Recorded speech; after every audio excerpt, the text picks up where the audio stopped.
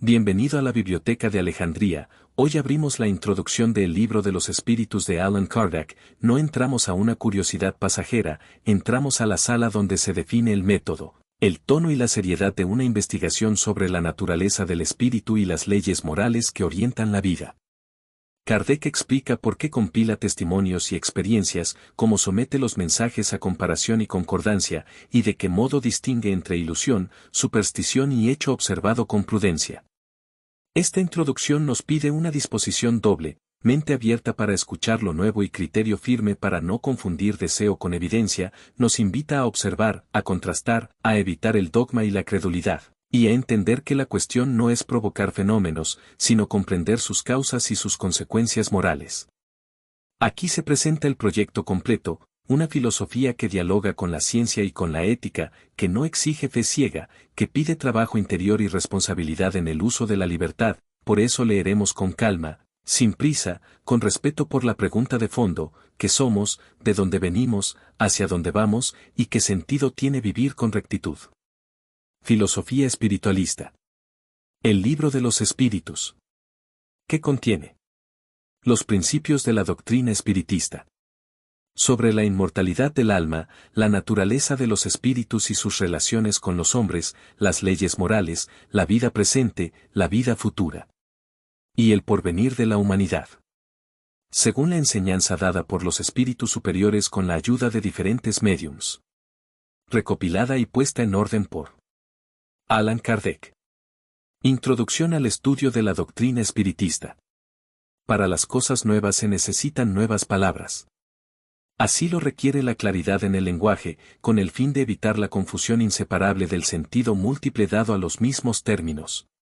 Las palabras espiritual, espiritualista y espiritualismo tienen una aceptación bien caracterizada, y darles otra nueva para aplicarlas a la doctrina de los espíritus equivaldría a multiplicar las causas de anfibología, ya numerosas.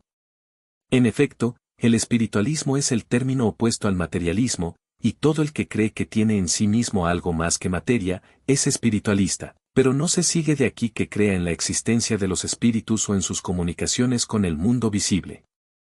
En vez de las palabras espiritualista y espiritualismo, empleamos, para designar esta última creencia, las de espiritista y espiritismo, cuya forma recuerda el origen y su significación radical, teniendo por lo mismo la ventaja de ser perfectamente inteligibles, y reservamos a la palabra espiritualismo la acepción que le es propia.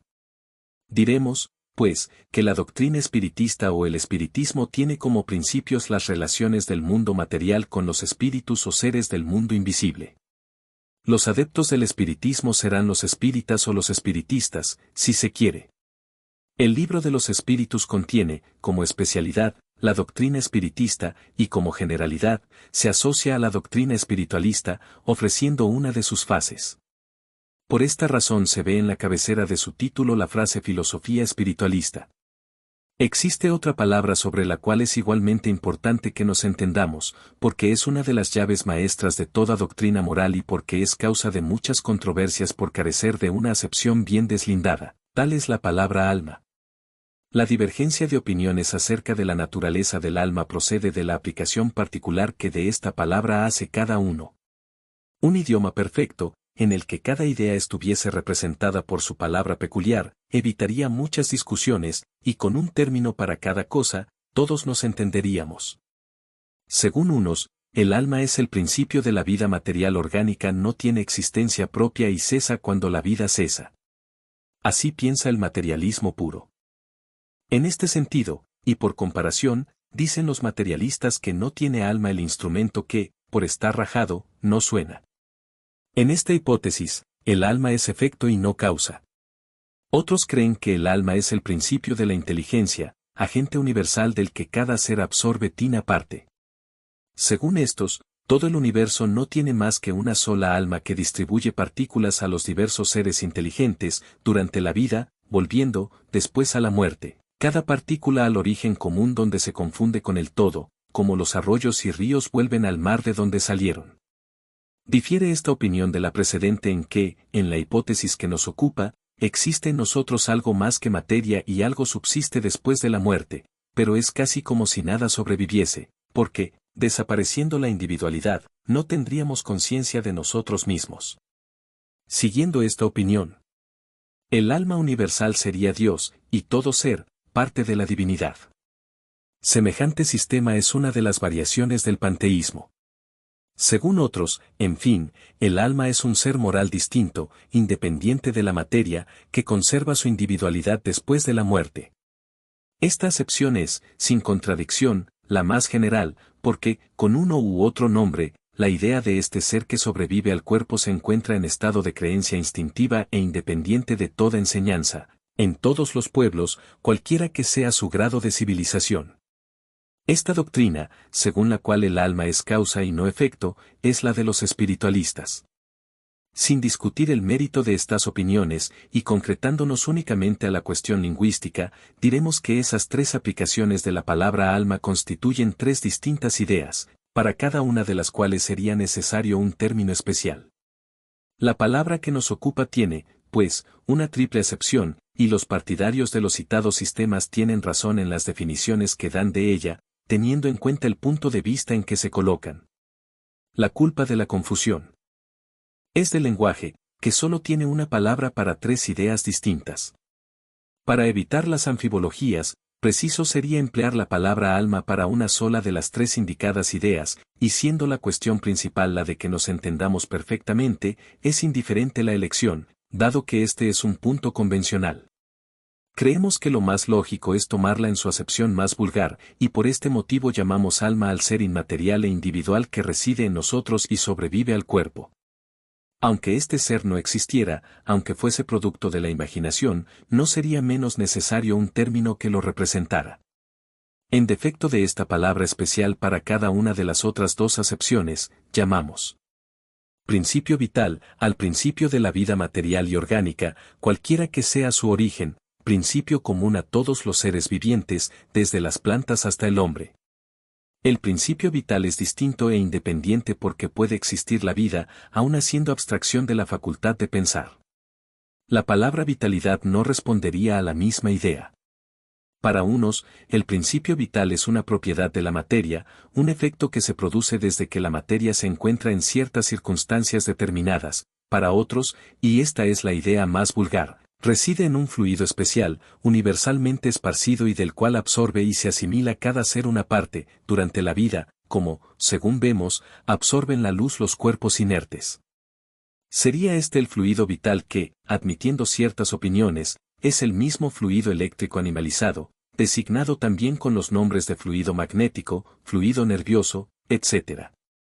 Como quiera que sea, existe un hecho indiscutible, porque resulta de la observación, que los seres orgánicos tienen en sí mismos una fuerza íntima que produce el fenómeno de la vida, mientras existe aquella, que la vida material es común a todos los seres orgánicos, y que es independiente de la inteligencia y del pensamiento, que éste y aquella son facultades propias de ciertas especies orgánicas, y, en fin, que entre las especies orgánicas dotadas de inteligencia y pensamiento, existe una que lo está de un sentimiento moral especial que le da una superioridad incuestionable sobre las otras. Esta es la especie humana. Concíbese que, con una acepción múltiple, el alma no excluye el materialismo, ni el panteísmo.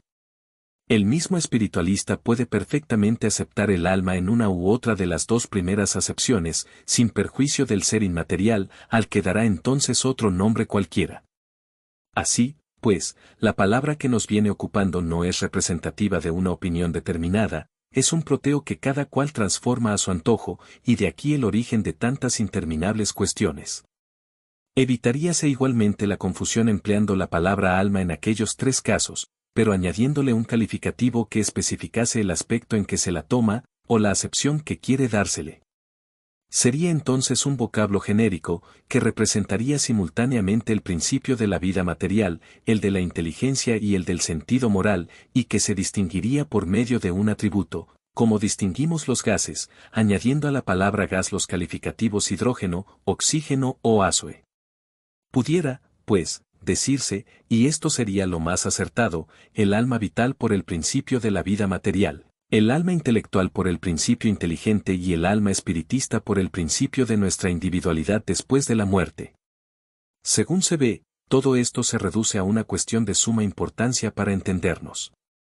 Conformándonos con aquella clasificación, el alma vital seria común a todos los seres orgánicos, las plantas, los animales y los hombres, el alma intelectual propia de los animales y de los hombres, perteneciendo el alma espiritista al hombre únicamente.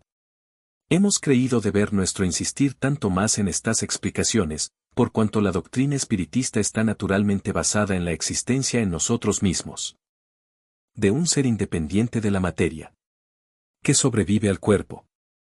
Debiendo repetir frecuentemente la palabra alma en el curso de esta obra, importaba fijar el sentido que le damos para evitar así las equivocaciones. Vamos ahora al principal objeto de esta instrucción preliminar. Como todo lo nuevo, la doctrina espiritista tiene adeptos y contradictores. Vamos a procurar contestar a algunas de las objeciones de estos últimos, sin abrigar, empero, la pretensión de convencerlos a todos, ya que hay gentes que creen que para ellas exclusivamente fue hecha la luz. Nos dirigimos a las personas de buena fe que no tienen ideas preconcebidas o sistemáticas, por lo menos, y que están sinceramente deseosas de instruirse, a las cuales demostraremos que la mayor parte de las objeciones que se hacen a la doctrina nacen de la observación incompleta de los hechos y de un fallo dictado con harta ligereza y precipitación. Recordemos ante todo y en pocas palabras la serie progresiva de los fenómenos que originaron esta doctrina. El primer hecho observado fue el de diversos objetos que se movían, fenómeno vulgarmente conocido con el nombre de mesas giratorias o danza de las mesas. Este hecho que, según parece, se observó primeramente en América, o que, mejor dicho, se renovó en aquella comarca, puesto que la historia prueba que se remonta a la antigüedad más remota, se produjo acompañado de extrañas circunstancias, tales como ruidos inusitados y golpes sin causa ostensiblemente conocida. Desde allí se propagó con rapidez por Europa y por las demás partes del mundo, siendo al principio objeto de mucha incredulidad, hasta que la multiplicidad de los experimentos no permitió que se dudase de su realidad. Si este fenómeno se hubiese limitado al movimiento de objetos materiales, podríase explicar por una causa puramente física.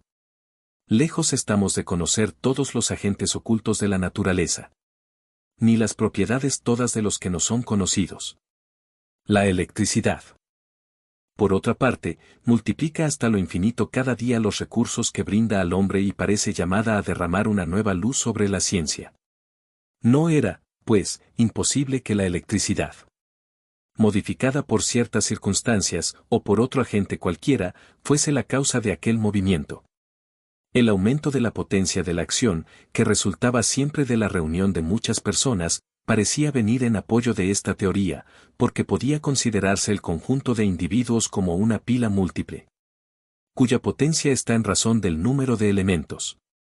Nada de particular tenía el movimiento circular, porque, siendo natural y moviéndose circularmente todos los astros, podía ser, pues, aquel un ligero reflejo del movimiento general del universo, o por decirlo mejor, una causa, hasta entonces desconocida, podía imprimir accidentalmente a los objetos pequeños, en circunstancias dadas, una corriente análoga a la que arrastra a los mundos.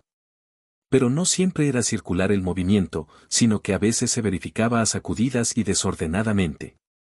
El mueble era zarandeado con violencia, derribado, arrastrado en una dirección cualquiera y, en una oposición a todas las leyes de la estática, levantado del suelo y sostenido en el espacio.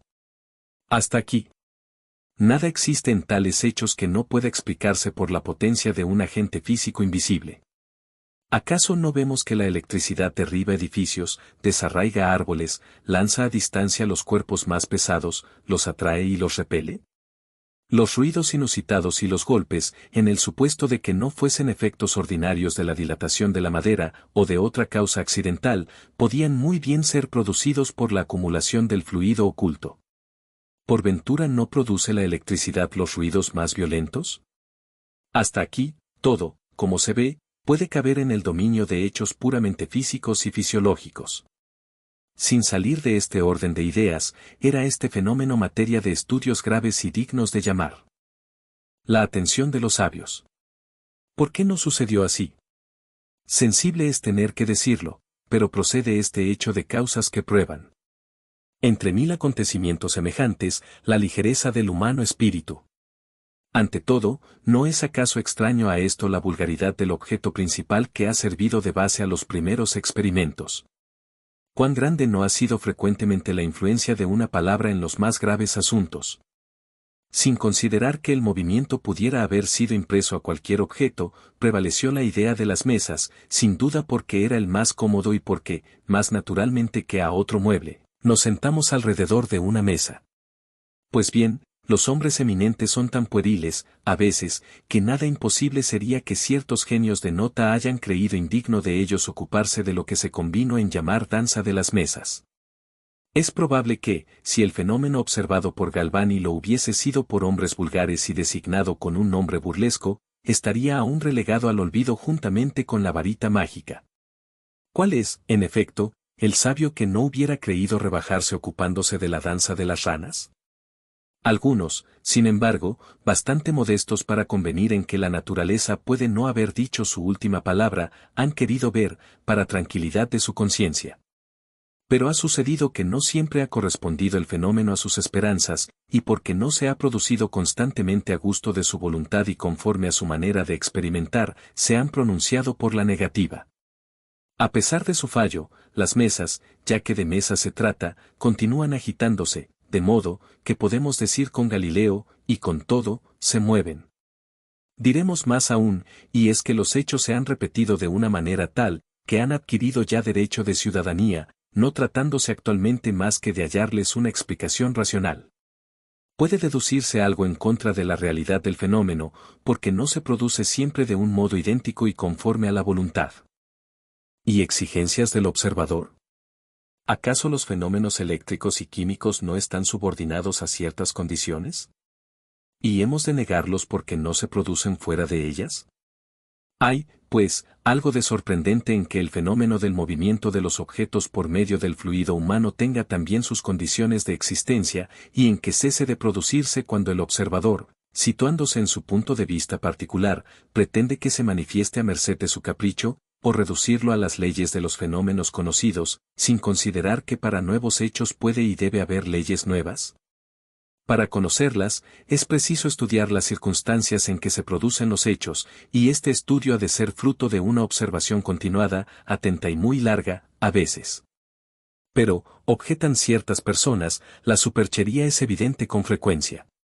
Ante todo, les preguntaremos si están bien ciertas de que exista superchería y si no han tomado por tal efecto de que no podían darse cuenta, poco más o menos como aquel aldeano que creía que un profesor de física, a quien veía experimentar, era un hábil escamoteador. Pero suponiendo que así hubiese sucedido alguna vez, ¿sería esta razón para negar el hecho? ¿Hemos de negar la física, porque hay prestidigitadores que se apropian el título de físicos? Preciso es, por otra parte, tener presente el carácter de las personas y el interés que pueden tener en engañar. ¿Será todo ello una broma? Podemos chancearnos un momento, pero una chanza indefinidamente prolongada sería tan fastidiosa para el embaucador como para el embaucado. Además de que, en una superchería que se propaga de un extremo al otro del mundo y entre las personas más graves, honradas e ilustradas, habría de haber algo, por lo menos, tan extraordinario como el mismo fenómeno. Si los fenómenos que nos ocupan se hubiesen limitado al movimiento de objetos, hubieran cabido, según tenemos dicho, en los límites de las ciencias físicas, pero no ha sido así, y les estaba reservado conducirnos a hechos de un extraño orden. No sabemos por qué iniciativa, creyóse descubrir que el impulso dado a los objetos no era producido únicamente por una fuerza mecánica ciega, sino que intervenía en el movimiento una causa inteligente. Una vez abierto este sendero, ofrecióse un campo nuevo a las observaciones, y quedó descorrido el velo de muchos misterios. ¿Interviene, en efecto, una potencia inteligente? Esta es la cuestión.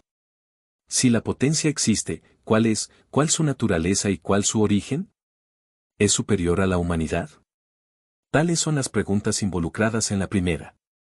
Las primeras manifestaciones inteligentes se obtuvieron por medio de mesas que se levantaban y daban con uno de sus pies un número determinado de golpes, representativos de las palabras sí o no, según lo convenido, respondiendo de esta manera a las preguntas que se hacían. Hasta aquí, nada hay convincente para los escépticos, porque pudiera atribuirse el resultado a la casualidad. Obtuviéronse después contestaciones más extensas con las letras del alfabeto. Haciendo que el objeto diese el número de golpes correspondiente al número de orden de cada letra, consiguióse formar palabras y frases que contestaban a las preguntas hechas. La exactitud de las respuestas y su correlación con las preguntas excitaron la admiración. Preguntado acerca de su naturaleza, el ser misterioso que de tal manera respondía, contestó que era un espíritu o genio, dijo su nombre y dio diversos pormenores acerca de sí mismo. Esta es una circunstancia muy digna de notarse. Nadie ideó los espíritus como medio de explicar el fenómeno, sino que éste mismo reveló la palabra. En las ciencias exactas se sientan hipótesis con frecuencia para tener una base de razonamiento, pero no es este el caso presente. El indicado medio de correspondencia era incómodo y tardío. El espíritu, y es también digna de notarse semejante circunstancia, indicó otro. Uno de esos seres invisibles fue quien aconsejó que se adaptase un lápiz a una cestita o a otro objeto. La cestita, colocada sobre una hoja de papel, es movida por el mismo poder oculto que mueve las mesas, pero, en vez de seguir un simple movimiento irregular.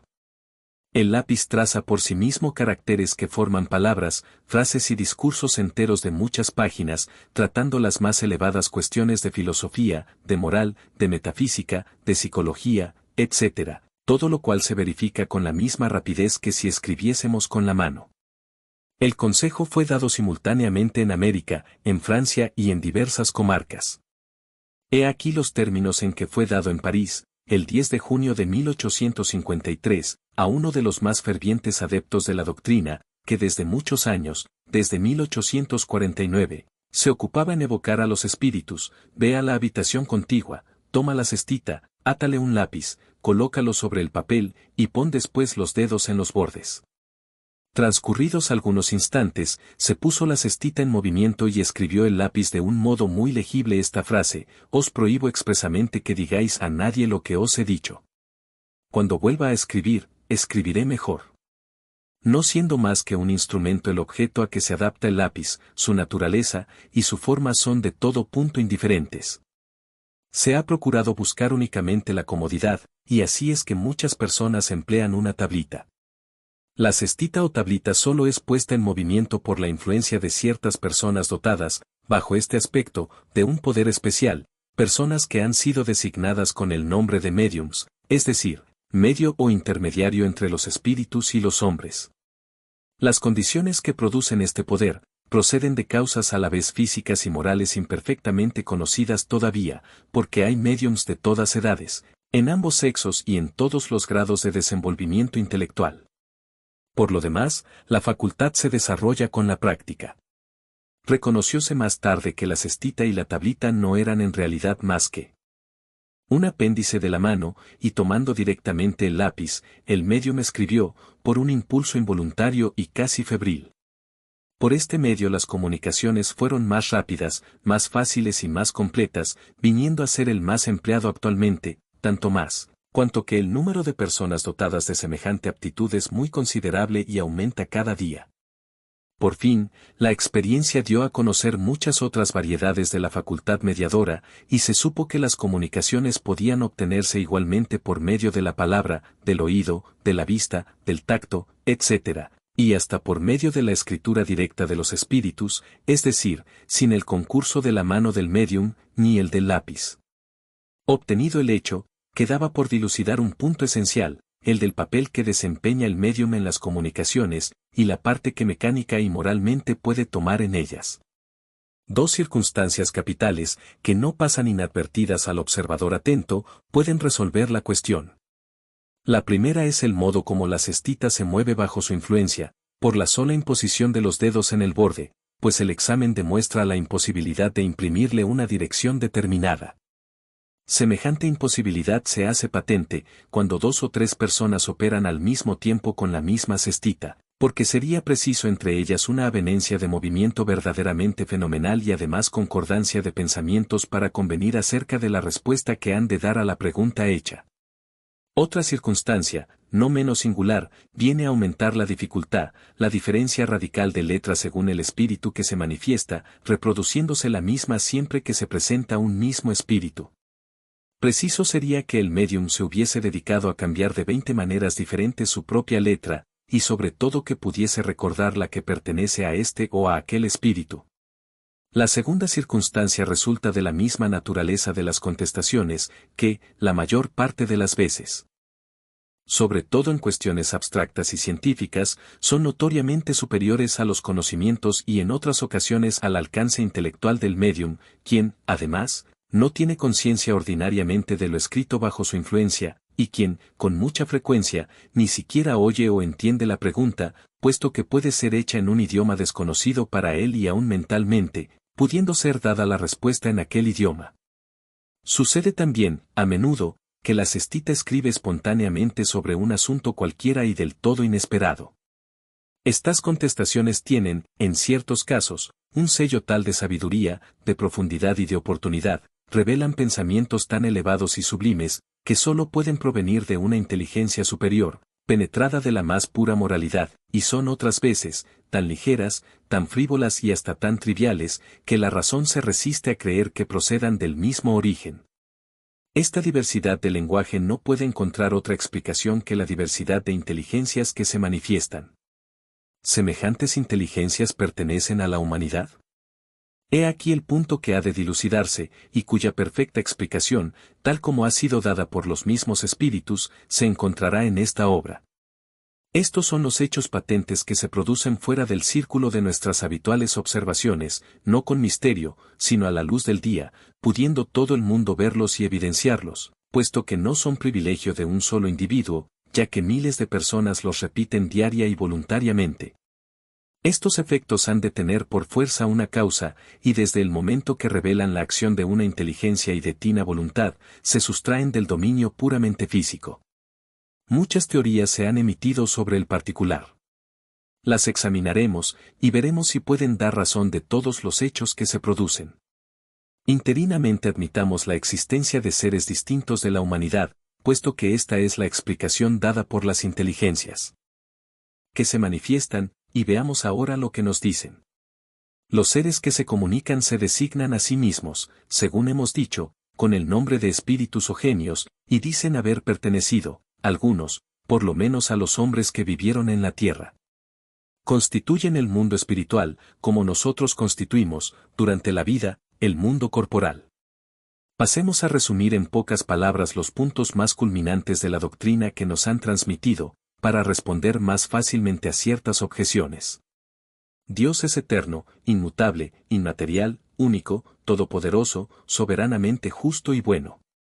Creó el universo que comprende todos los seres animados e inanimados, materiales e inmateriales. Los seres materiales constituyen el mundo visible o corporal y los inmateriales el invisible o espiritista, es decir, el de los espíritus. El mundo espiritista es el normal, primitivo, eterno, preexistente y sobreviviente a todo. El mundo corporal no pasa de ser secundario, podría dejar de existir, o no haber existido nunca, sin que se alterase la esencia del mundo espiritista. Los espíritus revisten temporalmente una envoltura material perecedera, cuya destrucción, a consecuencia de la muerte, los constituye nuevamente en estado de libertad. Entre las diferentes especies de seres corporales, Dios ha escogido a la especie humana para la encarnación de los espíritus que han llegado a cierto grado de desarrollo, lo cual les da la superioridad moral e intelectual sobre todos los otros. El alma es un espíritu encarnado, cuyo cuerpo no es más que la envoltura. Tres cosas existen en el hombre: primera, el cuerpo o ser material análogo a los animales, y animado por el mismo principio vital; segunda, el alma o ser inmaterial, espíritu encarnado en el cuerpo; y tercera, el lazo que une el alma al cuerpo, principio intermedio entre la materia y el espíritu. Así, pues, el hombre tiene dos naturalezas: por el cuerpo, participa de la naturaleza de los animales, cuyos instintos tienen, y por el alma, participa de la naturaleza de los espíritus. El lazo o periespíritu que une el cuerpo y el espíritu es una especie de envoltura semimaterial. La muerte es la destrucción de la envoltura más grosera, pero el espíritu conserva la segunda, que le constituye un cuerpo etéreo, invisible para nosotros en estado normal y que puede hacer visible accidentalmente, y hasta tangible, como sucede en el fenómeno de las apariciones. Así, pues, el espíritu no es un ser abstracto e indefinido, que solo puede concebir el pensamiento, sino un ser real y circunscrito que es apreciable en ciertos casos, por los sentidos de la vista, del oído y del tacto. Los espíritus pertenecen a diferentes clases y no son iguales en poder, inteligencia, ciencia y moralidad. Los del primer orden son los espíritus superiores, que se distinguen de los demás por su perfección, conocimientos, proximidad a Dios, pureza de sentimientos y amor al bien. Son los ángeles o espíritus puros. Las otras clases se alejan más y más de semejante perfección, estando los de los grados inferiores inclinados a la mayor parte de nuestras pasiones, al odio, la envidia, los celos, el orgullo, etc., y se complacen en el mal. Entre ellos, los hay que no son ni muy buenos, ni muy malos. Más embrollones y chismosos que malvados, parece ser patrimonio suyo la malicia y la inconsecuencia. Estos tales son los duendes o espíritus ligeros. Los espíritus no pertenecen perpetuamente al mismo orden, sino que todos se perfeccionan pasando por los diferentes grados de la jerarquía espiritista. Este perfeccionamiento se realiza por medio de la encarnación, impuesta como expiación a unos y como misión a otros. La vida material es una prueba que deben sufrir repetidas veces, hasta que alcanzan la perfección absoluta, una especie de tamiz o depuratorio del que salen más o menos purificados. Al abandonar el cuerpo, el alma vuelve al mundo de los espíritus, de donde había salido, para tomar una nueva existencia material. Después de un espacio de tiempo más o menos prolongado, durante el cual se encuentra en estado de espíritu errante. Debiendo pasar el espíritu por varias encarnaciones, resulta que todos nosotros hemos tenido diversas existencias y que tendremos otras, perfeccionadas más o menos, ora en la tierra, ora en otros mundos. Los espíritus se encarnan siempre en la especie humana, y sería erróneo creer que el alma o espíritu pueda encarnarse en el cuerpo de un animal. Las diferentes existencias corporales del espíritu siempre son progresivas, nunca retrógradas, pero la rapidez del progreso depende de los esfuerzos que hagamos para llegar a la perfección. Las cualidades del alma son las mismas que las del espíritu encarnado en nosotros, de modo que el hombre de bien es encarnación de un espíritu bueno y el hombre perverso lo es de un espíritu impuro. El alma era individual antes de la encarnación y continúa siéndolo después de separarse del cuerpo. A su vuelta al mundo de los espíritus, el alma encuentra en él a todos los que conoció en la tierra y todas sus existencias anteriores se presentan a su memoria con el recuerdo de todo el bien y de todo el mal que ha hecho. El espíritu encarnado está bajo la influencia de la materia, y el hombre que vence semejante influencia por medio de la elevación y purificación de su alma se aproxima a los espíritus buenos a los cuales se unirá algún día. El que se deja dominar por las malas pasiones y cifra toda su ventura en la satisfacción de los apetitos groseros, se aproxima a los espíritus impuros, dando el predominio a la naturaleza animal. Los espíritus encarnados pueblan los diferentes globos del universo. Los espíritus no encarnados o errantes no ocupan una región determinada y circunscrita, sino que están en todas partes, en el espacio y a nuestro lado, viéndonos y codeándose incesantemente con nosotros. Forman una población invisible que se agita a nuestro alrededor.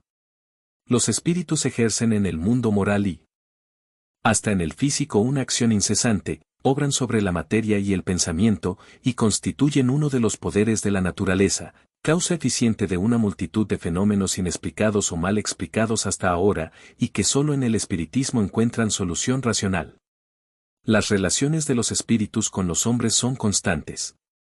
Los espíritus buenos nos excitan al bien, nos fortalecen en las pruebas de la vida y nos ayudan a sobrellevarlas con valor y resignación. Los espíritus malos nos excitan al mal, y les es placentero vernos sucumbir y equipararnos a ellos. Las comunicaciones de los espíritus con los hombres son ocultas u ostensibles. Tienen lugar las comunicaciones ocultas por medio de la buena o mala influencia que ejercen en nosotros sin que lo conozcamos. A nuestro juicio toca el distinguir las buenas de las malas inspiraciones. Las comunicaciones ostensibles se verifican por medio de la escritura, de la palabra o de otras manifestaciones materiales, y la mayor parte de las veces por mediación de los médiums que sirven de instrumento a los espíritus. Los espíritus se manifiestan espontáneamente o cuando se les evoca. Puede evocárseles a todos, lo mismo a los que animaron a los hombres oscuros, que a los de los más ilustres personajes, cualquiera que sea la época en que hayan vivido, así a los de nuestros parientes y amigos, como a los de nuestros enemigos, y obtener en comunicaciones verbales o escritas, consejos y reseñas de su situación de ultratumba, de sus pensamientos respecto de nosotros, como también aquellas revelaciones que les es lícito hacernos. Los espíritus son atraídos en razón de su simpatía hacia la naturaleza moral del centro que los convoca. Los espíritus superiores se complacen en las reuniones graves en que prevalecen el amor del bien y el deseo sincero de instruirse y perfeccionarse. Su presencia ahuyenta a los espíritus inferiores que encuentran, por el contrario, franco acceso, y pueden obrar con entera libertad, en personas frívolas o guiadas únicamente por la curiosidad, y en donde quiera que reinen malos instintos. Lejos de esperar de ellos buenas advertencias y reseñas útiles, no deben esperarse más que sutilezas, mentiras, bromas pesadas o supercherías, porque a veces usurpan nombres venerables para mejor inducir en error. Es sumamente fácil distinguir los espíritus buenos de los malos, porque el lenguaje de los espíritus superiores es siempre digno, noble, inspirado por la más pura moralidad, desprovisto de toda pasión baja, y porque sus consejos respiran la más profunda sabiduría, teniendo siempre por objeto nuestro perfeccionamiento y el bien de la humanidad. El de los espíritus inferiores es, por el contrario, inconsecuente, trivial con frecuencia y hasta grosero. Si dicen a veces cosas buenas y verdaderas, con más frecuencia aún las dicen falsas y absurdas por malicia o por ignorancia, y abusan de la credulidad y se divierten a expensas de los que les consultan, dando pábulo a su vanidad y alimentando sus deseos con mentidas esperanzas. En resumen, solamente en las reuniones graves, en aquellas cuyos miembros están unidos por una comunidad íntima de pensamientos encaminados al bien, se obtienen comunicaciones graves en la verdadera acepción de la palabra. La moral de los espíritus superiores se resume, como la de Cristo, en esta máxima evangélica: hacer con nosotros lo que quisiéramos que a nosotros se nos hiciese, es decir, hacer bien y no mal. En este principio encuentra el hombre la regla universal de conducta para sus más insignificantes acciones.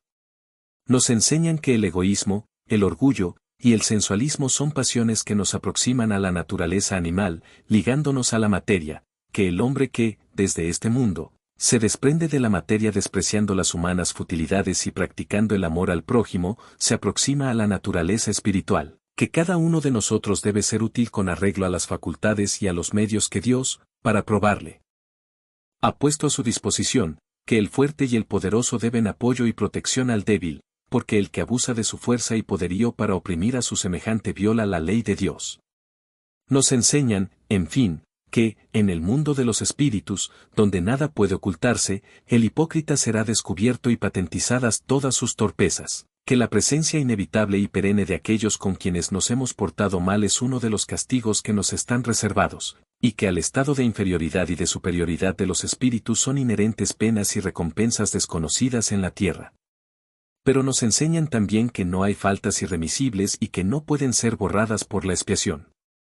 El medio de conseguirlo lo encuentra el hombre en las diferentes existencias que le permiten avanzar, según sus deseos y esfuerzos, en el camino del progreso y hacia la perfección que es su objeto final.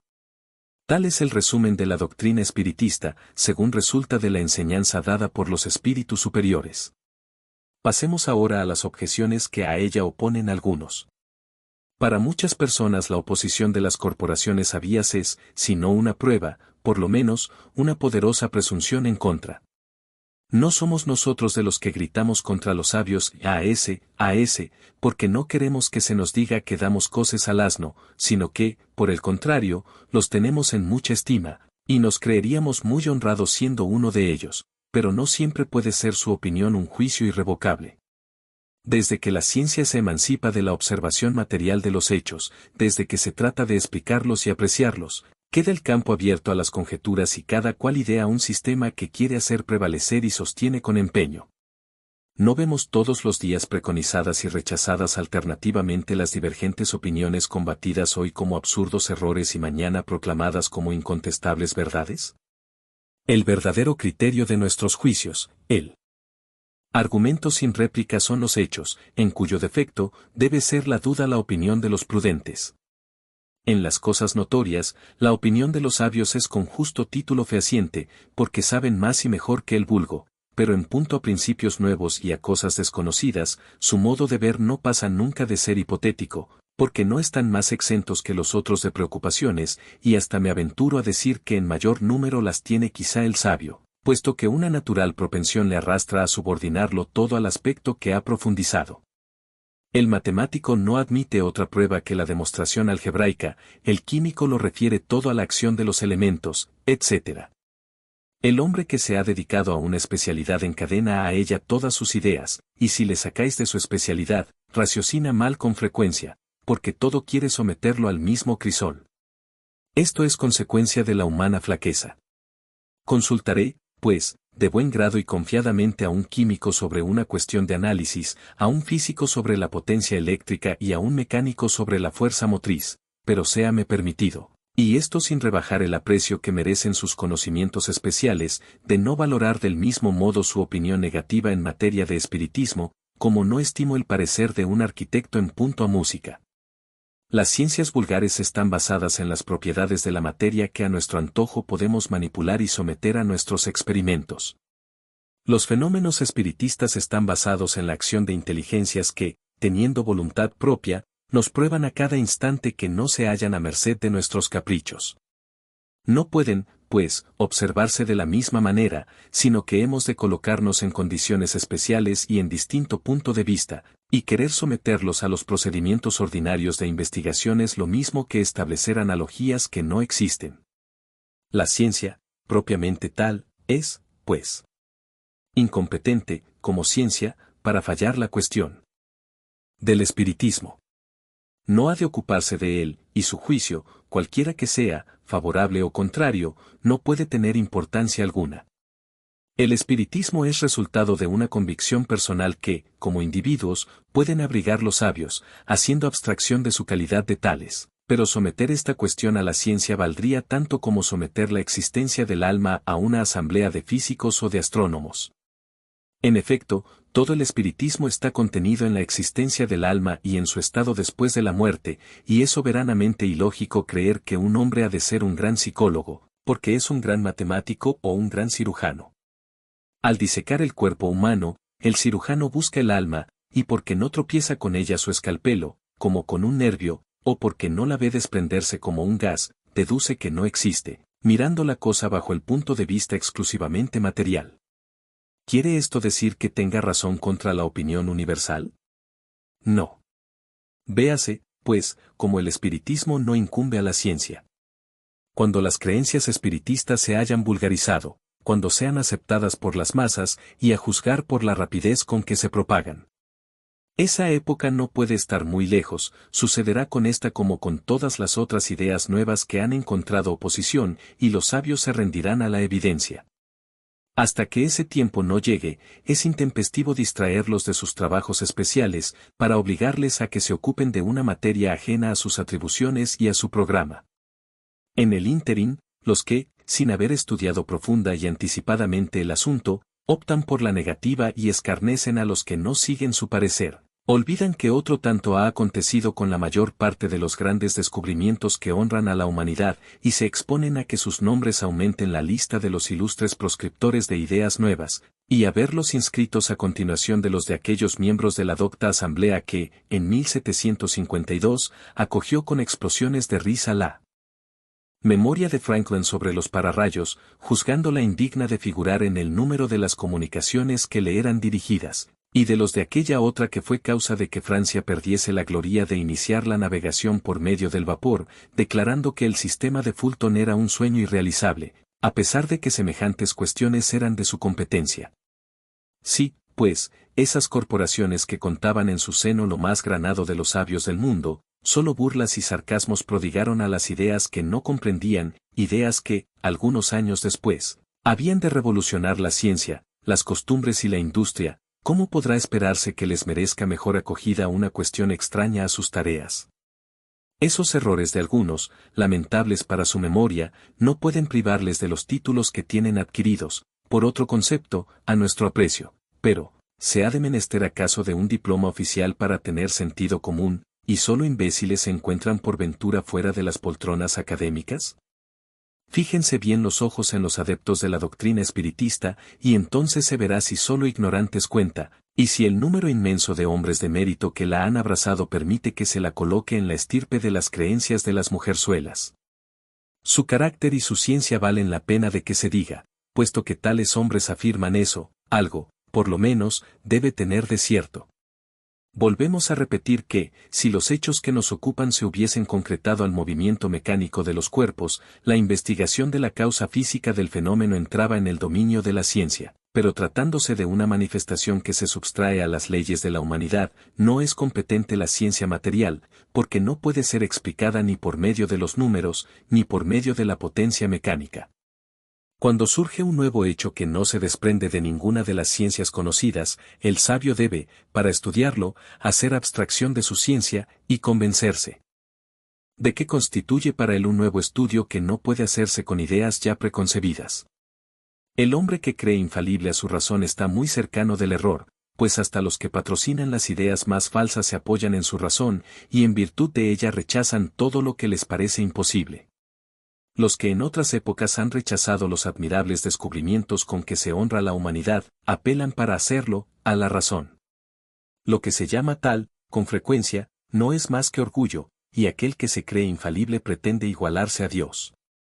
Nos dirigimos, pues, a los que son bastante prudentes para dudar de lo que no han visto, y que, juzgando del porvenir por el pasado, no creen que el hombre ha llegado a su apogeo, ni que la naturaleza le haya presentado ya la última página de su libro. Añadamos que el estudio de una doctrina, como la espiritista, que repentinamente nos conduce a un orden de cosas tan nuevo y tan dilatado, solo puede ser hecho fructíferamente por hombres graves, perseverantes, ajenos de prevenciones y animados de la firme y sincera voluntad de obtener un resultado. No podemos dar estos calificativos a los que juzgan a priori, ligeramente y sin haberlo visto todo, no observando en sus estudios la hilación, la regularidad y el recogimiento necesarios, y menos aún podemos darlos a ciertas personas que, para no desmentir su reputación de chistosos, se esfuerzan en encontrar un lado burlesco a las cosas más verdaderas o reputadas tales por individuos cuya ciencia, carácter y convicciones tienen derecho a la consideración de todo el que se precie de saber vivir en sociedad. Repórtense, pues, aquellos que juzgan los hechos indignos de ellos y de su atención, y puesto que nadie piensa en violar sus creencias, respete asimismo las de los otros. Lo que caracteriza de serio a un estudio es la perseverancia en él. Debe nadie admirarse de no obtener con frecuencia respuesta alguna formal a preguntas graves en sí mismas, cuando son hechas al ¿acaso y lanzadas a quemarropa en medio de una multitud de preguntas impertinentes? Una pregunta, por otra parte, es a menudo compleja y requiere, para su aclaración, otras preliminares o complementarias. Todo el que quiera adquirir una ciencia debe estudiarla metódicamente, empezar por el principio y proseguir el encadenamiento y desarrollo de las ideas.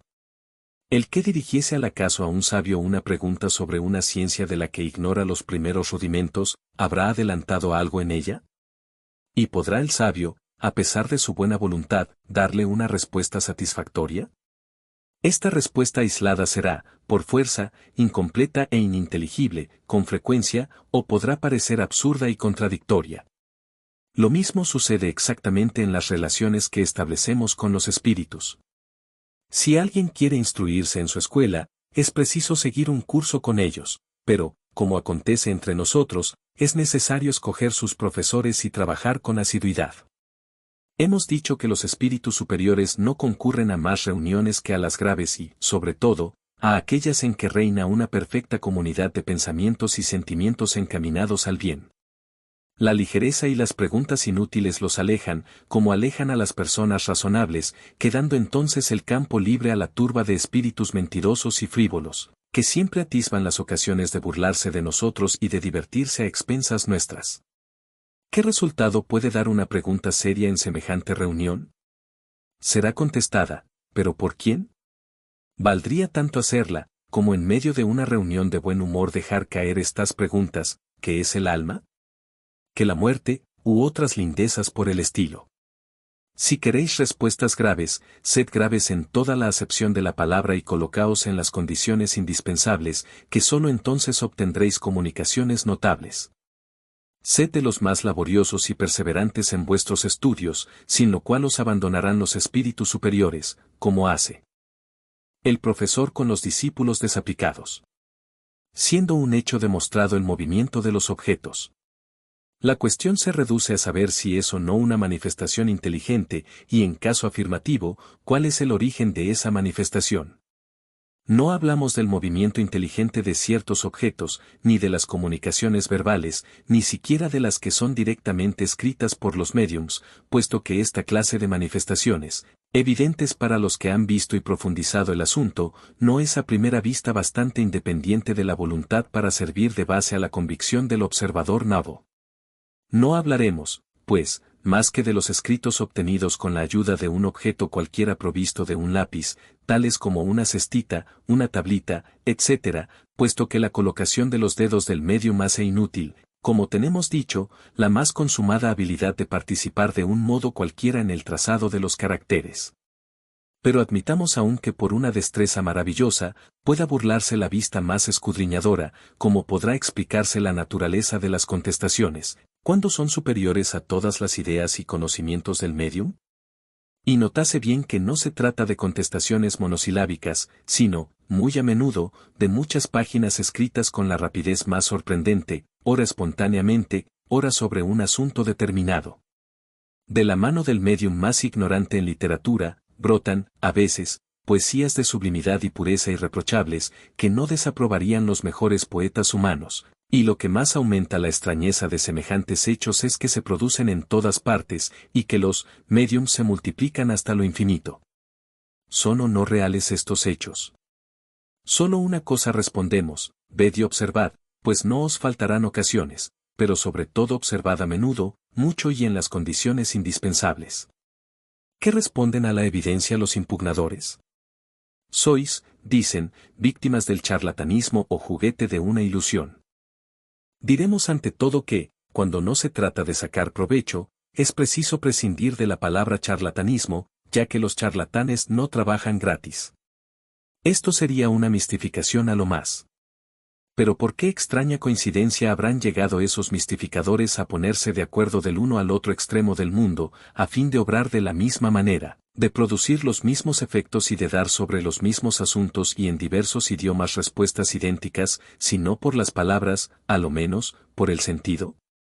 ¿Cómo y con qué objeto se prestarían a semejantes artimañas personas graves, formales, honradas e instruidas?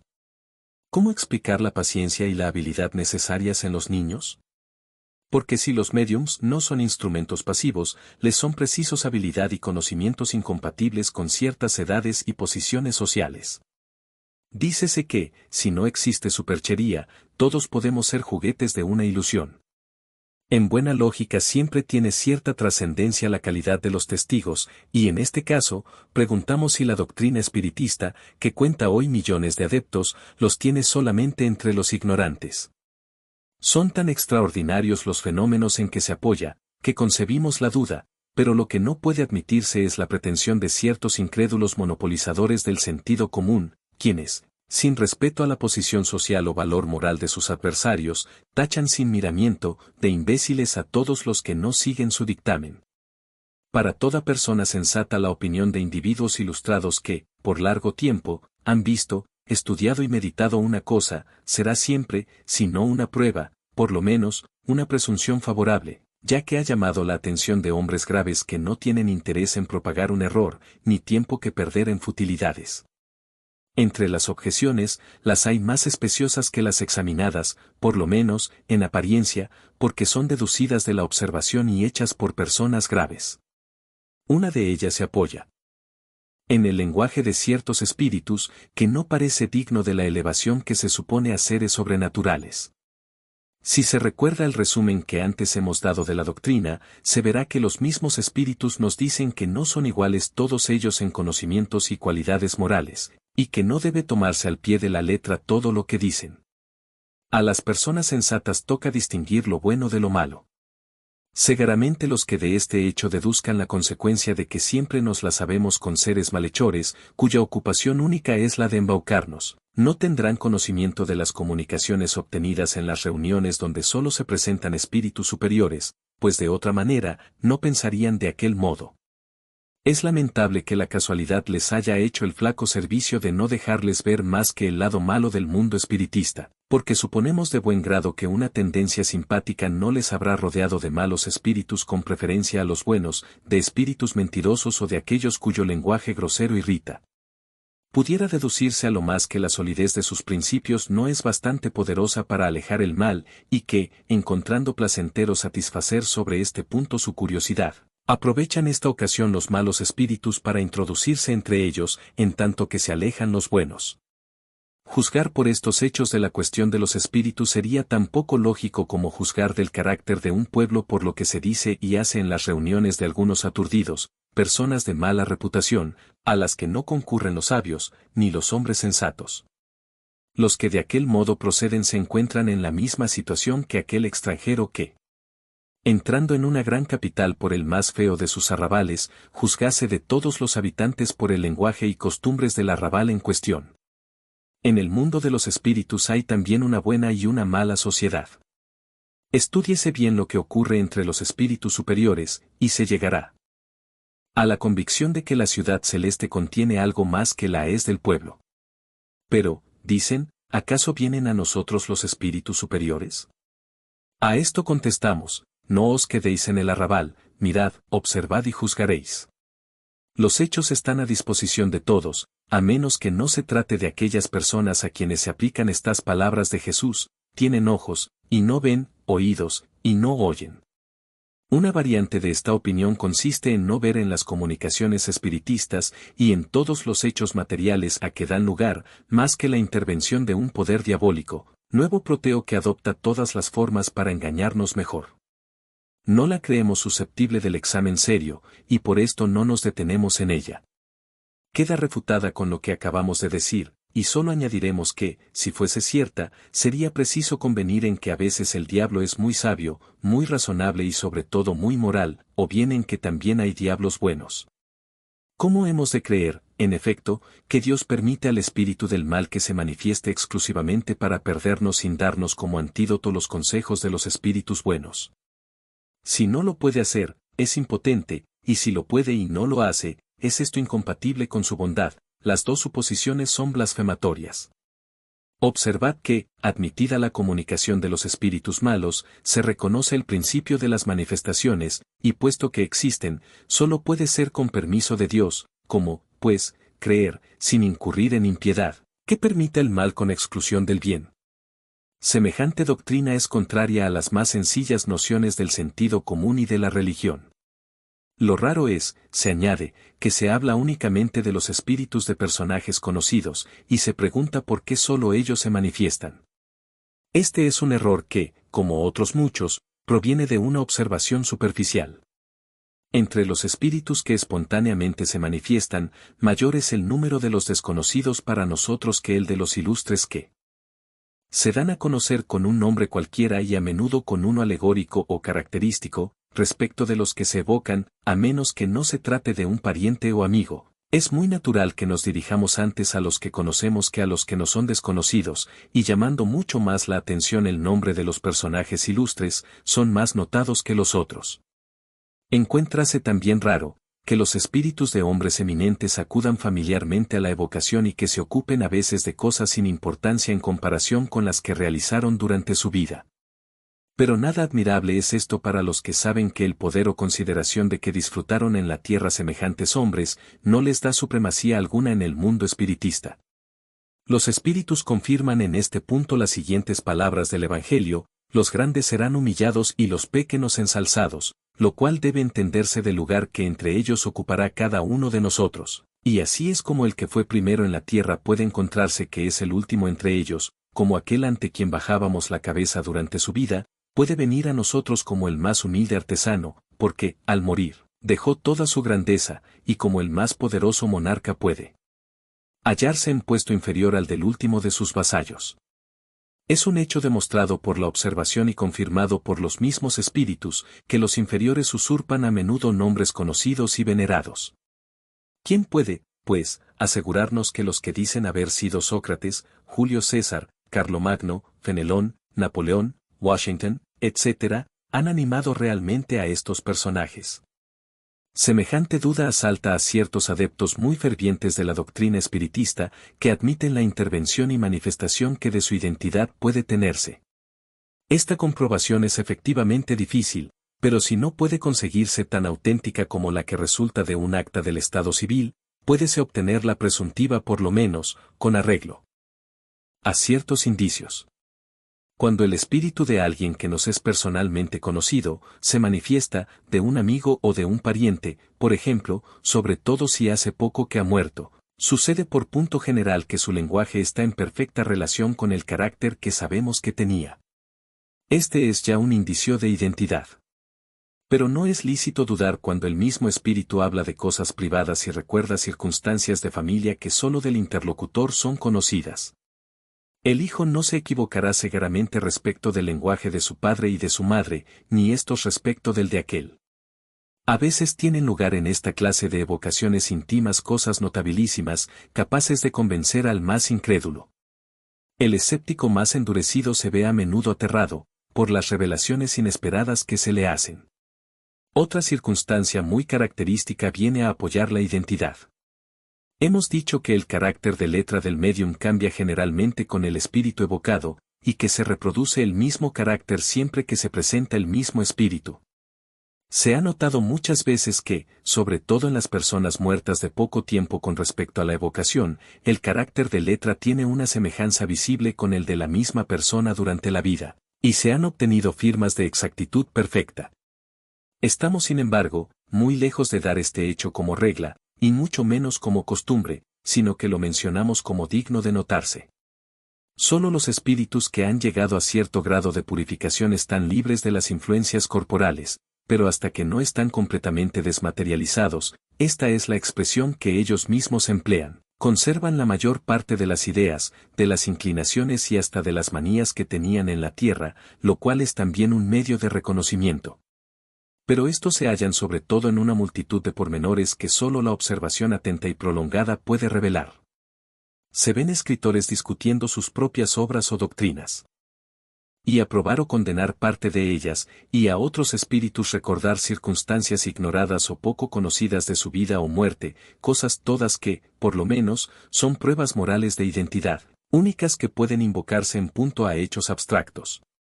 Sí, pues, la identidad del espíritu evocado puede obtenerse hasta cierto punto en algunos casos, no existe razón para que no suceda lo mismo en otros, y si no se tienen para con las personas, cuya muerte es más remota, los mismos medios de comprobación, se cuenta siempre con los de lenguaje y carácter, porque seguramente el espíritu de un hombre de bien no hablará como el de un perverso o depravado. En cuanto a los espíritus que se adornan con nombres respetables, muy pronto se hacen traición por su lenguaje y por sus máximas, y así el que, por ejemplo, se llama Fenelón, si desmintiese, aunque accidentalmente, el sentido común y la moral, patentizaría por este solo hecho la superchería. Si los pensamientos que expone son, por el contrario, puros, no contradictorios y constantemente dignos del carácter de Fenelón, no habrá motivos para dudar de su identidad. Pues de otro modo sería preciso suponer que un espíritu que solo el bien predica puede mentir conscientemente y sin provecho. La experiencia nos enseña que los espíritus del mismo grado, del mismo carácter y que están animados de los mismos sentimientos se reúnen en grupos y familias. El número de los espíritus es inconcebible, y lejos estamos de conocerlos a todos, careciendo hasta de nombre para nosotros la mayor parte.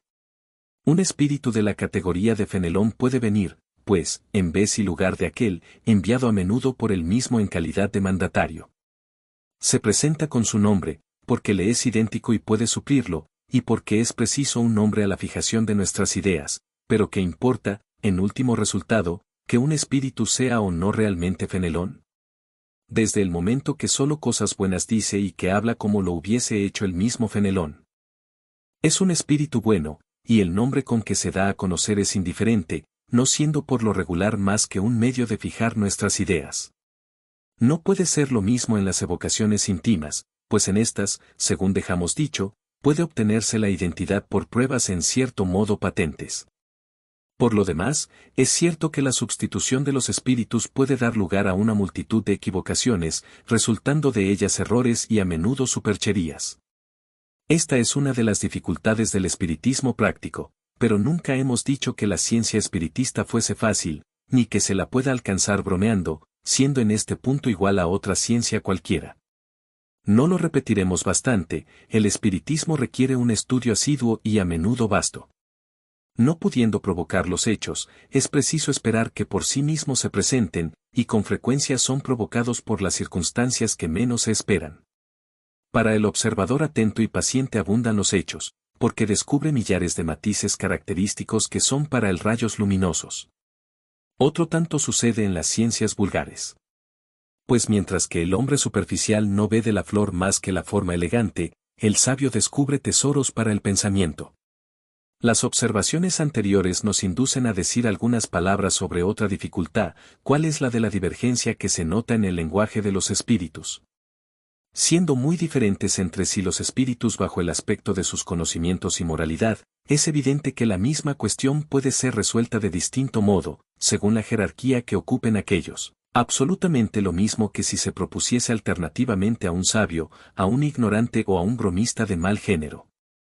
Según hemos dicho, lo esencial es saber a quién nos dirigimos. Pero, se añade, ¿cómo puede ser que los espíritus tenidos por superiores no estén siempre acordes? Diremos, ante todo, que independientemente de la causa que acabamos de señalar existen otras que pueden ejercer cierta influencia en la naturaleza de las contestaciones, haciendo abstracción de la calidad de los espíritus. Este es un punto capital cuya explicación dará el estudio, y por esta razón decimos que las materias requieren una atención sostenida, una profunda observación y, sobre todo, como en las demás ciencias humanas, continuación y perseverancia. Se necesitan años para ser un médico adocenado, las 3/4 partes de la vida para ser sabio, y se querrá obtener en unas cuantas horas la ciencia del infinito. Es preciso no hacerse ilusiones, el espiritismo es inmenso, toca todas las cuestiones metafísicas y de orden social, constituye todo un mundo abierto ante nuestra vista, y habremos de maravillarnos de que se necesite tiempo, y mucho, para adquirirlo. La contradicción, por otra parte, no es siempre tan real como puede parecerlo. ¿Acaso no vemos todos los días hombres que profesan la misma ciencia variar las definiciones que dan de una cosa, sea porque emplean términos diferentes, sea porque la consideran bajo otro aspecto, aunque siempre permanezca una misma la idea fundamental? Cuéntense, si es posible, las definiciones que se han dado de la gramática. Añadamos, además, que la forma de la respuesta depende a menudo de la pregunta. Seria, pues, pueril ver contradicción en lo que frecuentemente no pasa de ser diferencia de palabras. Los espíritus superiores no atienden en modo alguno a la forma, siendo para ellos el todo el fondo del pensamiento. Tomemos por ejemplo la definición del alma. No teniendo acepción fija esta palabra, pueden los espíritus, lo mismo que nosotros, diferir en la definición que den de ella, pudiendo decir uno que es el principio de la vida, llamándola otro el destello anímico, diciendo este que es interna, aquel que es externa, etc., y todos tendrán razón según el punto de vista. Hasta podría creerse que algunos de ellos profesan teorías materialistas, y griega, sin embargo, no hay tal cosa. Lo mismo sucede con la palabra Dios, que será, el principio de todas las cosas, el creador del universo, la soberana inteligencia, el infinito, el gran espíritu, etc., etc., y en definitiva siempre será Dios. Citemos, en fin, la clasificación de los espíritus. Estos forman una serie no interrumpida, desde el grado inferior hasta el superior. La clasificación es arbitraria, y así podrá uno dividirlos en 3 clases, otro en 5, 10 o 20, según su voluntad, sin incurrir por ello en error. Todas las ciencias humanas nos ofrecen ejemplos de esto, cada sabio tiene su sistema, todos los cuales cambian, sin que cambie la ciencia. Aunque se haya aprendido botánica por el sistema de Linneo, de Jussieu o de Tournefort, no deja de saberse botánica. Concluyamos, pues, de dar a las cosas puramente convencionales más importancia de la que merecen, para fijarnos en lo que solo es verdaderamente grave, y la reflexión hará descubrir con frecuencia, en lo que más disparatado parece, una semejanza que había pasado inadvertida a la primera inspección. Pasaríamos ligeramente por encima de la objeción de ciertos escépticos sobre las faltas de ortografía que cometen algunos espíritus, si no hubiese de dar lugar a una observación esencial. Su ortografía, preciso es decirlo, no siempre es irreprochable, pero es necesario estar muy pobre de razones para hacerla objeto de una crítica grave, diciendo que, puesto que todo lo saben los espíritus, deben saber ortografía. A esto podríamos oponerles las numerosas faltas de este género cometidas por más de un sabio de la tierra, lo cual no amengua en un ápice su mérito, pero este hecho envuelve una cuestión más grave.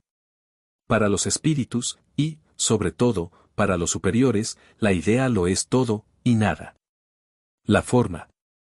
Desprendidos de la materia, el lenguaje es entre ellos rápido como el pensamiento, puesto que el mismo pensamiento sin intermediario es el que se comunica. Deben, pues, encontrarse violentos, cuando se ven obligados, para comunicarse con nosotros. A emplear las formas extensas y embarazosas del lenguaje humano, y sobre todo de la insuficiencia e imperfección de ese lenguaje para exponer todas las ideas. Esto lo dicen ellos mismos, y es curioso observar los medios de que echan mano para atenuar semejante inconveniente.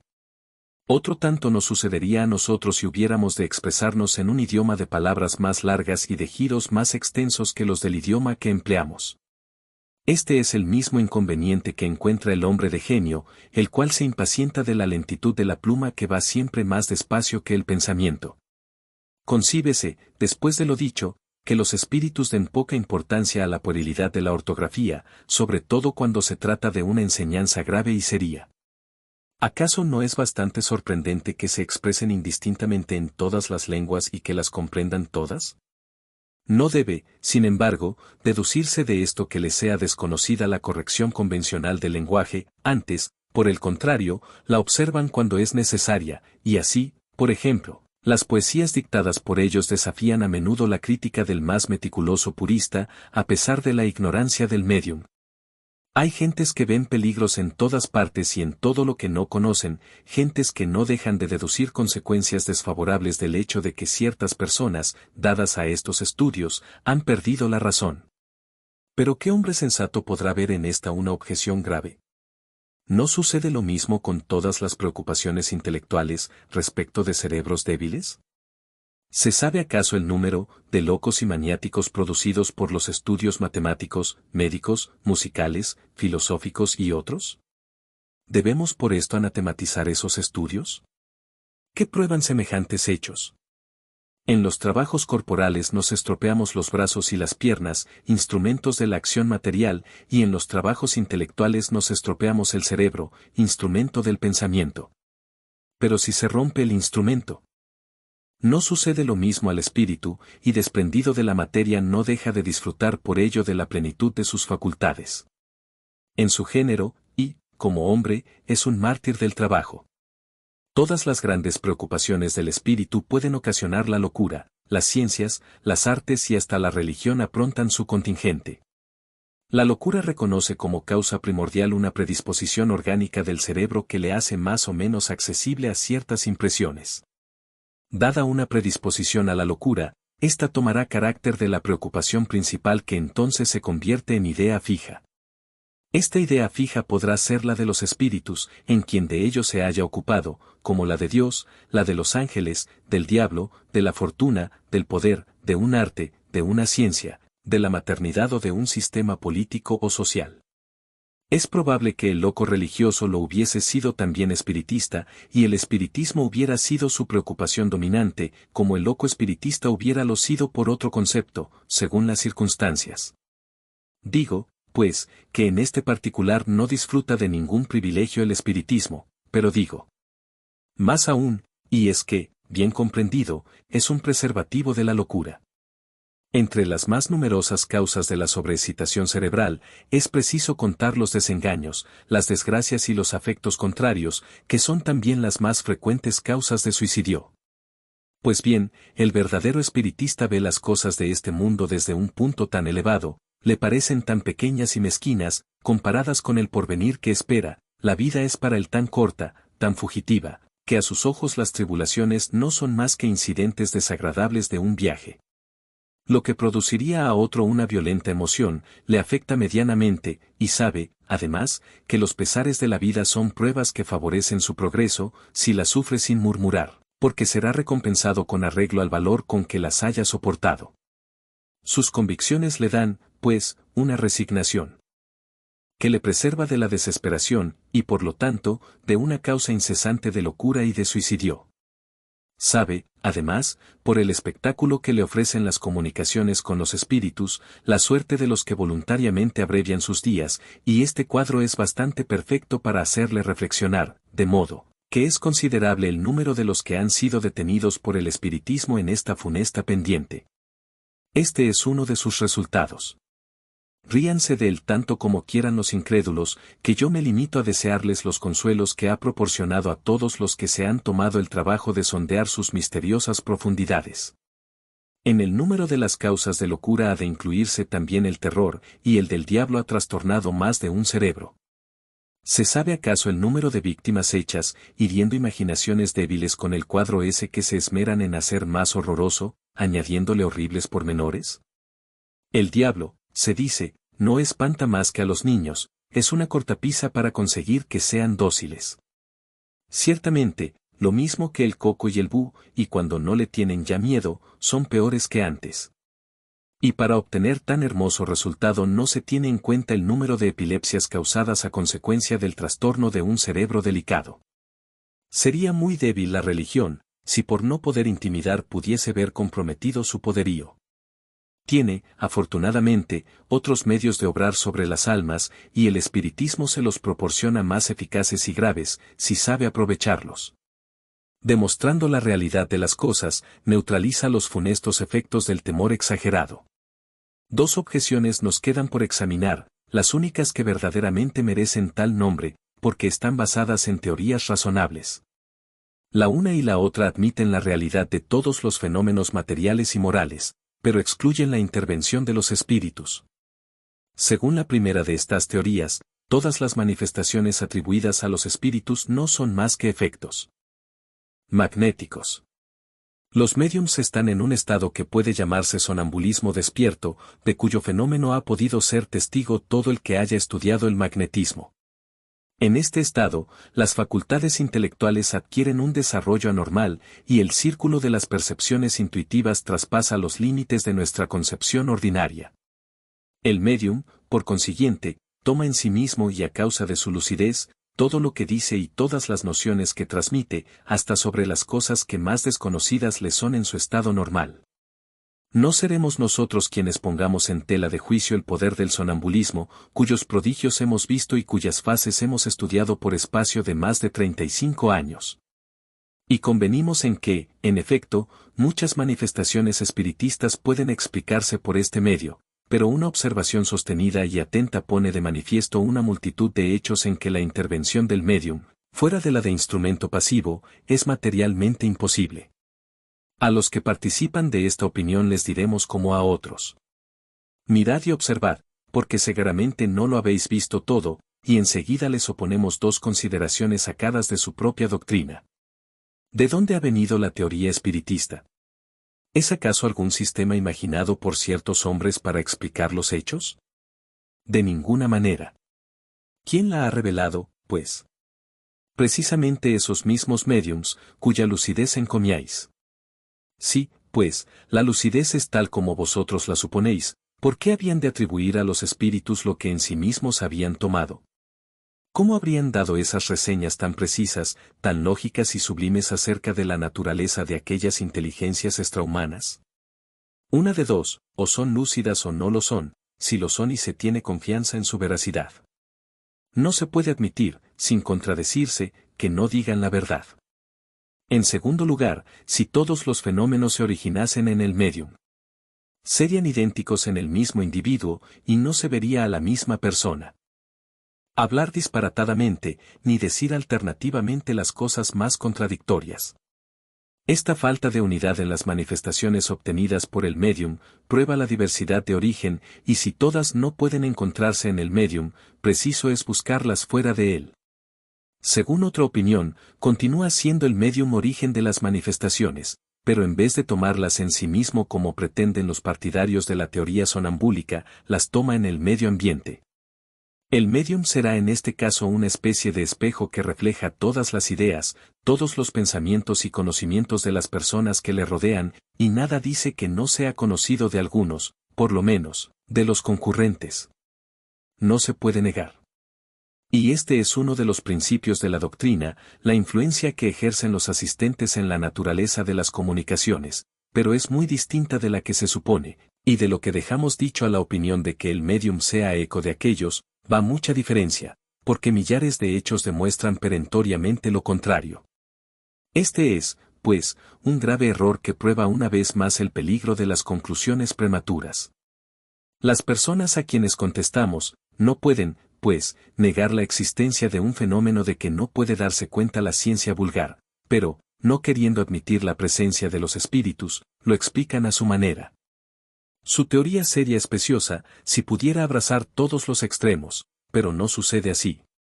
Cuando se les demuestra hasta la evidencia que ciertas comunicaciones del medium son completamente extrañas a los pensamientos, a los conocimientos y hasta a las opiniones de los asistentes, y que con frecuencia son espontáneas y contradicen todas las ideas preconcebidas, no se detienen por tan poca cosa.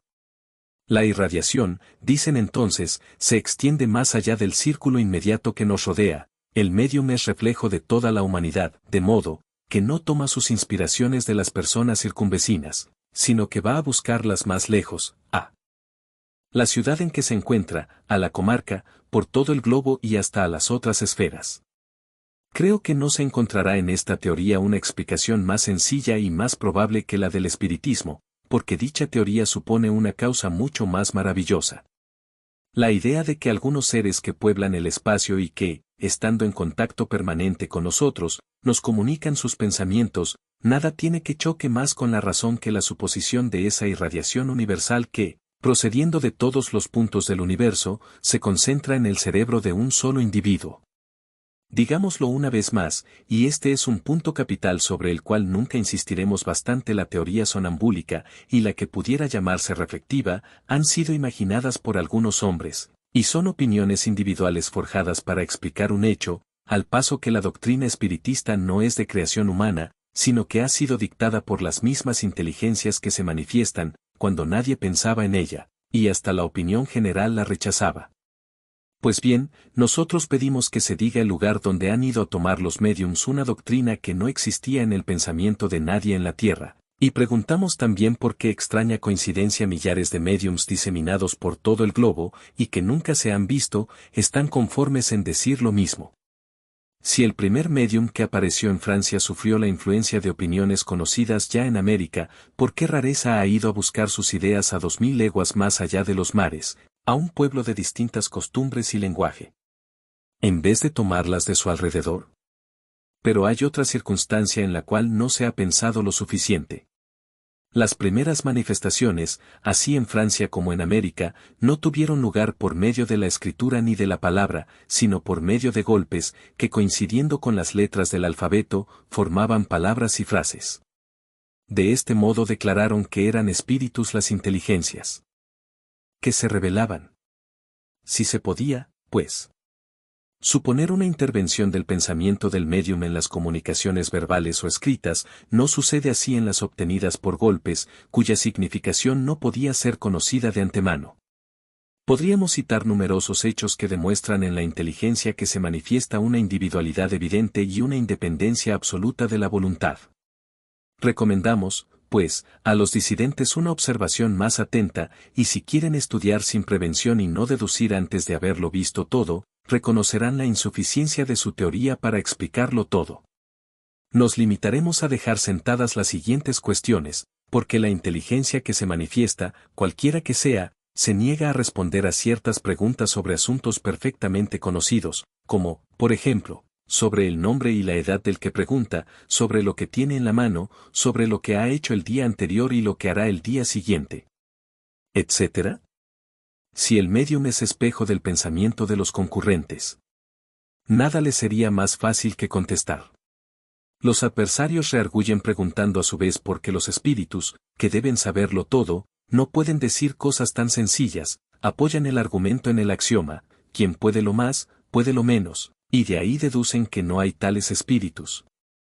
Si un ignorante o bromista de mal género se presentase ante una corporación sabia, y preguntase, por ejemplo, ¿por qué es de día a la hora del mediodía?, creerá nadie que aquella se tomará el trabajo de contestar, y sería lógico deducir de su silencio, o de la burla con que recibiría al preguntador, que sus miembros son unos borricos. Pues precisamente, porque son superiores, no responden los espíritus a preguntas ociosas o ridículas, ni quieren ser puestos en berlina. Por esta razón se callan o mandan que se ocupen de cosas más graves. Preguntamos, por último, por qué los espíritus vienen y se van en momentos dados, y por qué, pasados estos, no valen ruegos ni súplicas. ¿Para atraerlos nuevamente? Si solo por el impulso mental de los asistentes obrase el médium, es evidente que, en circunstancias semejantes, el concurso de todas las voluntades reunidas de verla estimular su perspicacia. Si no cede, pues, al deseo de la reunión, corroborado por su propia voluntad, es porque obedece a una influencia extraña a él y a los que le rodean, y porque aquella influencia demuestra de tal modo su independencia e individualidad. El escepticismo en punto a espiritismo, cuando no es fruto de una oposición sistemáticamente interesada, reconoce casi siempre como origen un conocimiento incompleto de los hechos, lo que no obsta a que ciertas gentes resuelvan la cuestión como si la conociesen a fondo. Puede tenerse mucho ingenio y hasta instrucción y carecerse de raciocinio, siendo el primer indicio de este defecto el creer infalible su juicio. Muchas personas también no ven en las manifestaciones espiritistas más que un objeto de curiosidad, pero confiamos que, mediante la lectura de este libro, verán en esos extraños fenómenos algo más que un simple pensamiento. Dos partes comprende la ciencia espiritista, una, experimental, que versa sobre las manifestaciones en general, otra, filosófica, que comprende las manifestaciones inteligentes. El que no haya observado más que la primera se encuentra en la posición de aquel que no conoce la física más que por experimentos recreativos, sin haber penetrado en el fondo de la ciencia. La verdadera doctrina espiritista consiste en la enseñanza dada por los espíritus, y los conocimientos de que es susceptible esta enseñanza son demasiado graves para poderse obtener de otro modo que, por el estudio serio y continuado, hecho en el silencio y recogimiento, porque solamente en tales condiciones puede observarse un número infinito de hechos y matices que pasan inadvertidos al observador superficial, y que permiten la adquisición de una opinión fundada. Aunque este libro no produjese otro resultado que el de indicar el lado grave de la cuestión y provocar estudios en este sentido, sería ya bastante, y nos regocijaríamos de haber sido elegidos para realizar una obra, de la cual no pretendemos, por otra parte, hacernos ningún mérito personal. Puesto que los principios que contienen no son creación nuestra. Todo el mérito se debe, pues, a los espíritus que lo han dictado. Esperamos que producirá otro resultado, y es el de guiar a los hombres serios que deseen instruirse, haciéndoles ver en estos estudios un fin grande y sublime, el del progreso individual y social, y el de indicarles el camino que deben seguir para alcanzarlo. Concluyamos con una consideración final. Los astrónomos, al sondear los espacios, han encontrado en el reparto de los cuerpos celestes, claros injustificados y en desacuerdo con las leyes del conjunto, y han supuesto que estos claros estaban ocupados por mundos invisibles a sus miradas. Han observado, por otra parte, ciertos efectos cuya causa les era desconocida, y se han dicho, ahí debe haber un mundo, porque ese vacío no puede existir y esos efectos deben tener una causa. Juzgando entonces la causa por el efecto, han podido calcular los elementos, viniendo después los hechos a justificar sus previsiones. Apliquemos este raciocinio a otro orden de ideas. Si se observa la serie de los seres, se encuentra que la forma una cadena sin solución de continuidad, desde la materia bruta hasta el hombre más inteligente. Pero entre el hombre y Dios, que es el alfa y omega de todas las cosas, cuán grande no es el vacío. ¿Es razonable creer que en aquel cesan los eslabones de la cadena? ¿Qué salve sin transición la distancia que le separa del infinito? La razón nos dice que entre el hombre y Dios debe haber otros grados, como dijo a los astrónomos que entre los mundos conocidos debía haber muchos desconocidos. ¿Qué filosofía ha llenado este vacío? El espiritismo nos lo presenta ocupado por los seres de todos los grados del mundo invisible, seres que no son más que los espíritus de los hombres que han llegado a los distintos grados, que conducen a la perfección, y de este modo, todo se encadena desde el alfa hasta la omega. Vosotros los que negáis la existencia de los espíritus, llenad, pues, el vacío ocupado por ellos, y vosotros los que de los espíritus os reís, atreveos a reíros de las obras de Dios y de su omnipotencia. Allan Kardec. Prolegómenos. En todas partes se producen fenómenos que se subtraen a las leyes de la ciencia vulgar y que revelan en su causa la acción de una voluntad libre e inteligente. La razón dice que un efecto inteligente debe tener como causa una potencia inteligente, y los hechos han probado que esa potencia puede ponerse en comunicación con los hombres por medio de signos materiales. Preguntada acerca de su naturaleza, declaró pertenecer al mundo de los seres espirituales que se han despojado de la envoltura corporal del hombre. Así fue revelada la doctrina espiritista. Las comunicaciones entre el mundo espiritista y el corporal están en la naturaleza de las cosas, y no constituyen ningún hecho sobrenatural. Por esta razón se encuentran vestigios de ellas en todos los pueblos y en todas las épocas. Hoy son generales y patentes para todo el mundo. Los espíritus anuncian que los tiempos designados por la providencia para una manifestación universal han llegado ya, y que siendo ministros de Dios y agentes de su voluntad, su misión es la de instruir e ilustrar a los hombres, abriendo una nueva era a la regeneración de la humanidad. Este libro es la recopilación de su enseñanza. Ha sido dictado y escrito por orden de los espíritus superiores, a fin de echar los cimientos de una filosofía racional, libre de las preocupaciones del espíritu de sistema, y nada contiene que no sea expresión de su pensamiento y que no haya sido comprobado por ellos. Solo el orden y la distribución metódica de las materias, como también las observaciones y la forma de alguna parte de la redacción, son obra del que ha recibido la misión de publicarlo. Entre los espíritus que han concurrido a la elaboración de esta obra, muchos han vivido en épocas diversas en la tierra, donde han predicado y practicado la virtud y la sabiduría. Otros no pertenecen por sus nombres a ningún personaje cuyo recuerdo haya conservado la historia, pero su elevación queda atestiguada por la pureza de su doctrina y por su unión con los que llevan nombres venerados. He aquí los términos en que, por escrito y por conducto de muchos médiums, dieron la misión de escribir este libro. Ocúpate con celo y perseverancia del trabajo que has emprendido con nuestro concurso, porque este trabajo es nuestro. En él hemos sentado las bases del nuevo edificio que se levanta y que debe un día unir a todos los hombres en un mismo sentimiento de amor y caridad, pero antes de divulgarlo, lo repasaremos juntos para comprobar todos sus pormenores. Estaremos contigo siempre que lo solicites, para ayudarte en los trabajos, porque esta no es más que una parte de la misión que te ha sido confiada y revelada ya por uno de nosotros. De los conocimientos que se te dan, los hay que debes reservar para ti solo hasta nueva orden. Y ya te indicaremos nosotros cuando llegue el momento de publicarlos. Entre tanto, medítalos, para que estés preparado, cuando te indiquemos el momento. Pondrás a la cabecera del libro la cepa de vid que te hemos dibujado, porque es emblema del trabajo del Creador, encontrándose reunidos en ella todos los principios materiales que mejor pueden representar el cuerpo y el espíritu. La cepa es el cuerpo, el licor el espíritu, y el alma, o espíritu unido a la materia, es el grano. El hombre purifica el espíritu por medio del trabajo, y ya sabes que solo con el trabajo del cuerpo adquiere conocimientos el espíritu. No te acobardes por la crítica. Encontrarás impugnadores encarnizados, sobre todo entre las gentes interesadas en conservarlos. Abusos. Hasta los encontrarás entre los espíritus, porque los que no están suficientemente desmaterializados procuran con frecuencia sembrar dudas por malicia o por ignorancia, pero adelante siempre, cree en Dios, y camina con confianza. Estaremos contigo para sostenerte, y está próximo el tiempo en que surgirá de todas partes la verdad.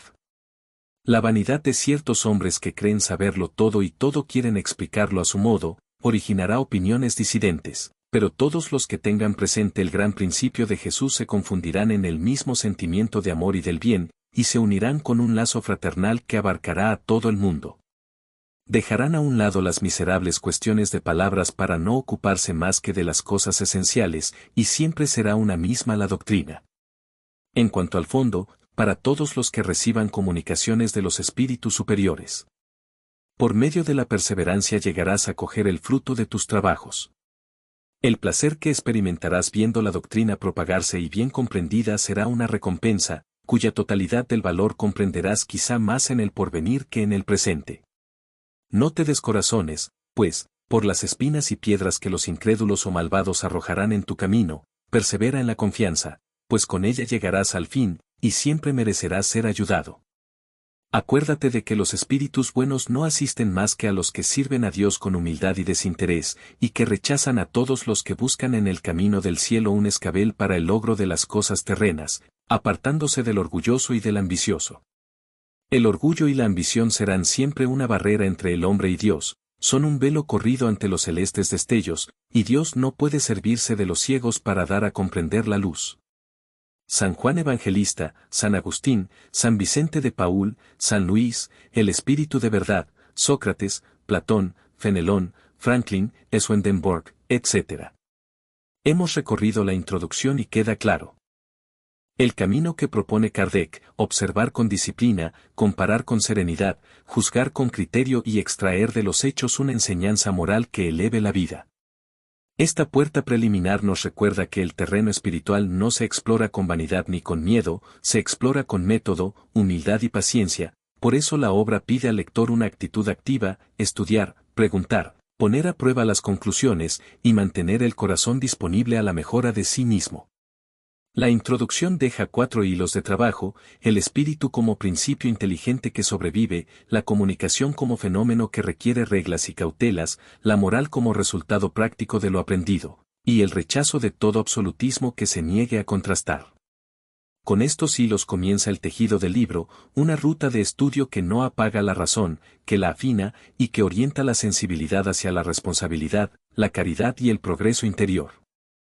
Si esta apertura te resultó valiosa, suscríbete al canal, activa la campanita para no perder los próximos capítulos y comparte este episodio con quienes buscan una lectura seria y clara. Tu apoyo sostiene esta biblioteca y nos permite producir entregas de mejor calidad. En la descripción encontrarás el enlace de donaciones por PayPal. Cada aporte, por pequeño que sea, mantiene viva esta luz común. Gracias por escuchar, por comentar con respeto y por ser parte de esta comunidad que estudia para comprender y comprende para servir.